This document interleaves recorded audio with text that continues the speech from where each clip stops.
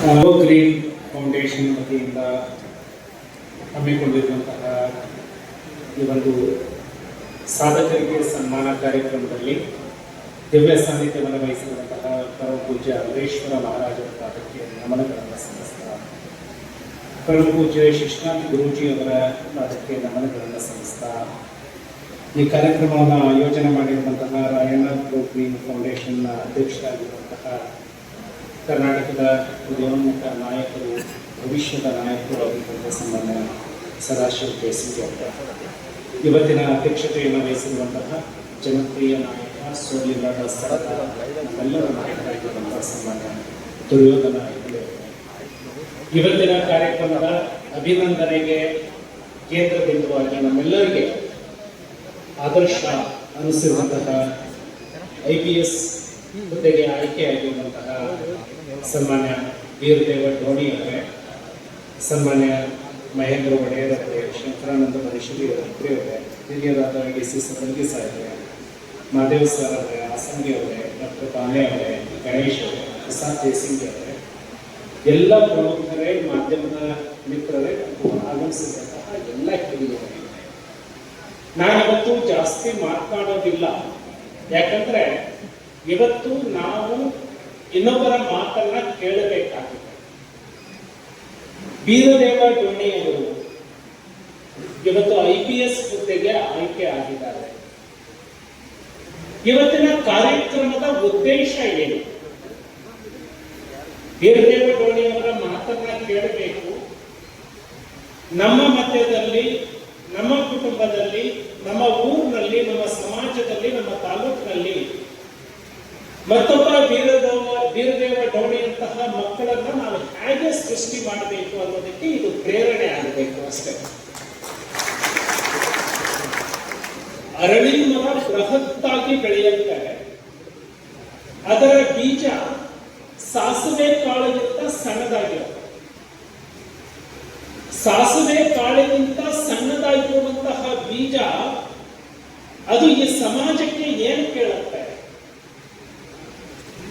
ನನಗೆ ಸ್ವಲ್ಪ ಮಣ್ಣು ಕೊಡು, ಸ್ವಲ್ಪ ನೀರನ್ನ ಹಾಕು, ನಾ ಬೆಳೆಯೋವರೆಗೆ ನನಗೆ ಬೇಲಿಯನ್ನ ಹಾಕು, ನಾನು ದೊಡ್ಡ ಹೆಮ್ಮರವಾಗಿ ಬೆಳೀತಾನೆ, ಸಾವಿರಾರು ಜನರಿಗೆ ನೆರಳನ್ನ ಕೊಡ್ತಾನೆ, ಸಾವಿರಾರು ಪಕ್ಷಿಗಳಿಗೆ ಆಶ್ರಯವನ್ನು ಕೊಡ್ತಾನೆ ಅಂತ ಹೇಳುತ್ತೆ. ಯಾವುದು? ಸಾಸಿವೆ ಕಾಳಿಗಿಂತ ಸಣ್ಣ ಸೈಜಿನ ಒಂದು ಬೀಜ.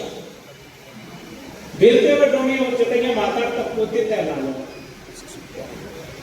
ಹೇಗೆ, ಎಲ್ಲಿ ಕೋಚಿಂಗ್ ತಗೊಂಡ್ರಿ, ನಿಮಗೆ ಇಂಟರ್ನಲ್ಲಿ ಏನು ಪ್ರಶ್ನೆ ಕೇಳಿದ್ರು, ನಿಮ್ಮ ಎಜುಕೇಶನ್ ಏನು ಅಂತ. B.Tech ಮಾಡಿ ನಾನು ಕಾಂಪಿಟೇಟಿವ್ ಎಕ್ಸಾಮಿಗೆ ರೆಡಿ ಆಗಬೇಕು ಅಂತ ಹೇಳಿ ಡೆಲ್ಲಿಗೆ ಹೋಗಿ ಕೋಚಿಂಗ್ ತಗೊಂಡು ಬರ್ತಾರೆ. ಒಬ್ಬ ವ್ಯಕ್ತಿ ಎಷ್ಟು ಬೇಗ ಅಹಂಕಾರಕ್ಕೆ ನಾವು ಒಳಗಾಗ್ಬಿಡ್ತೀವಿ ಅಂದ್ರೆ, ನಾನು ಗ್ರಾಮ ಪಂಚಾಯಿತಿ ಮೆಂಬರ್ ಆದ್ರೆ ಸಾಕು, ಗರಿ ಶರ್ಟ್ ಇಂದ ನಾನು ಮೀಟಿಂಗಿಗೆ ಹೊರಗೆ ಬರಕ್ಕೆ ನಾನು ತಯಾರೇ ಆಗಲ್ಲ. ನನಗೆ ಸ್ವಲ್ಪ ಚೆನ್ನಾಗಿ ಆದಾಯ ಸಿಕ್ಬಿಟ್ರೆ ಸಾಕು, ಹಳೆ ಕಾರ್ ಹತ್ತೋದಕ್ಕೆ ನನ್ನ ಮನಸ್ಸೇ ಆಗಲ್ಲ. ವೀರದೇವ ಡೋಣಿ ಹೇಳ್ತಾ ಇದ್ರು, ನಾನು IPS ಕ್ವಾಲಿಫೈ ಆದೆ, ನನ್ನ ಪಾಡಿಗೆ ನಾನು ಟೈಮ್ ಸಿಕ್ಕಾಗ ಕುರಿ ಪಂದ್ಯ ತಗೊಂಡು ಕುರಿ ಕಾಯ್ತಾ ಇದ್ದೆ. IPS ಕ್ವಾಲಿಫೈ ಆದ ಮೇಲೂ ನನಗೆ ಏನು ಅನ್ನಿಸ್ಲೇ ಇಲ್ಲ. ನನ್ನ ಪೂರ್ವಜರ ಹುದ್ದೆ, ಅದನ್ನ ಗೌರವದಿಂದ ನಾನು ಮಾಡ್ತಾ ಇದ್ದೆ. ಆ ಜಿಲ್ಲೆಯ SP ನನ್ನ ಕರೆದು ಸನ್ಮಾನ ಮಾಡಿದ್ರು. ಹೋಗಿ ಒಂದಿನ ಸನ್ಮಾನ ಮಾಡಿಸ್ಕೊಂಡೆ ಬಂದೆ. ಮತ್ತೆ ಮರುದಿನ ಕುರಿ ಮಂದೆಯಲ್ಲಿ ಇದ್ದೆ ನಾನು.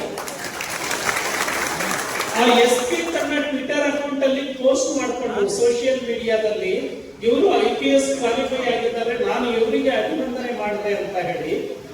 ಆ ಫೋಟೋ ನೋಡಿ, ಆ ಪೋಸ್ಟ್ ನೋಡಿ ಎಲ್ಲ TV ಅವರು ನಾನು ಎಲ್ಲಿ ಕುರಿ ಕಾಯ್ತಾ ಇದ್ದೆ ಅಲ್ಲಿಗೆ ಬಂತು. ಸಾಧನೆ ಸಮಾಜವನ್ನ ಹೇಗೆ ಎಳೆದು ತರುತ್ತೆ ಅಂದ್ರೆ, ನಾವು TV ಮುಂದೆ, ನಾವು ಮೈಕ್ ಮುಂದೆ ಹೋಗಬೇಕಾಗಿಲ್ಲ.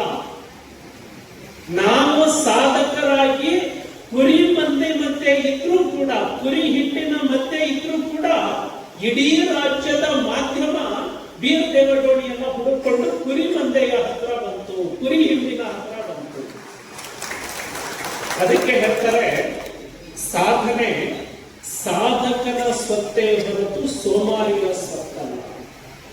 ಹಾಗಾಗಿ ಇವತ್ತು ನಾವು ನಿಮ್ಮ ಇಲ್ಲಿ ಸೇರಿರುವುದು ವೀರದೇವ ಡೋಣಿ ಅವರು ಏನ್ ಮಾತನಾಡ್ತಾರೆ, ಆ ಮಾತಿನಿಂದ ಒಂದು ಸಣ್ಣ ಬೀಜ ಅರಳಿ ಮರದಂತ ಹೆಮ್ಮರ ಆಗಬಲ್ಲದು ಅನ್ನೋದಾದ್ರೆ ವೀರದೇವ ಡೋಣಿ ಅವರ ಒಂದು ಮಾತು ನಮಗೆ ಪ್ರೇರಣೆ ಕೊಟ್ಟು ನಮ್ಮ ಊರಿನ ಮಕ್ಕಳಿಗೆ ಅಂತಹ ಒಂದು ವಾತಾವರಣವನ್ನ ನಾವು ನಿರ್ಮಾಣ ಮಾಡಿದ್ವಿ ಅಂದ್ರೆ, ನಮ್ಮ ಮಕ್ಕಳಿಗೆ ಅದನ್ನ ಒಂದು ಪ್ರೇರಣೆ ಕೊಟ್ವಿ ಅಂದ್ರೆ, ನಮ್ಮ ಊರಿನ ಮಕ್ಕಳು ಆ ಸ್ಥಾನಕ್ಕೆ ಹೋಗುವ ಅಂದ್ರೆ ಅವಾಗ ಸಾಧ್ಯ.